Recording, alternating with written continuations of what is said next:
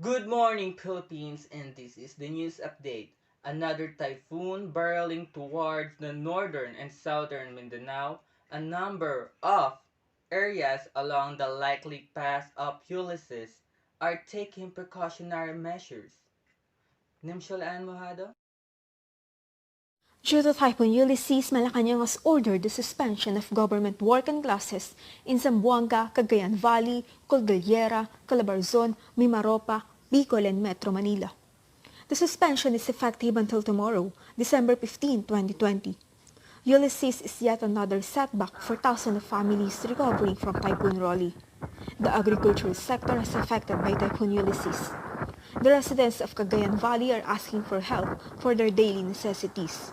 The government says that they will do their best to provide and give the needs of the people, particularly to those who was affected the most. Mimshal Anmujado reporting from Cagayan Valley.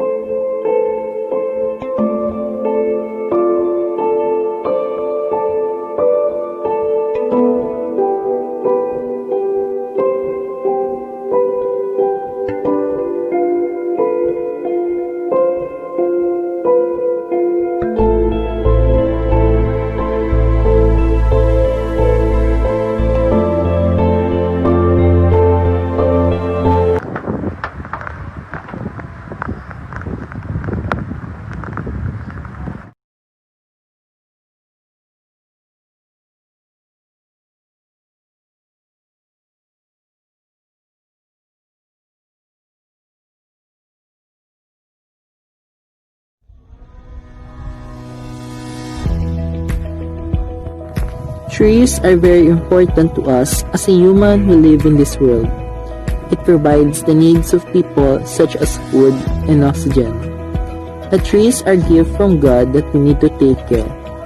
This will provide a lot of benefits for the people and animals. This serves as the home of animals in the forest. It strengthens the soil to prevent floods and protect the human from the heat of the sun. It is important to give them protection against the bad people around the world.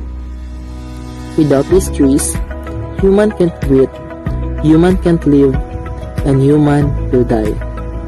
We need to protect our nature like how the nature protects us. We need to use our voices to tell the world how we can protect our nature.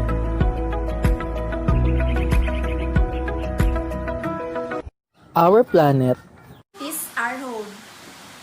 Green Revolution. Is the best solution. to Earth pollution. Help the nation.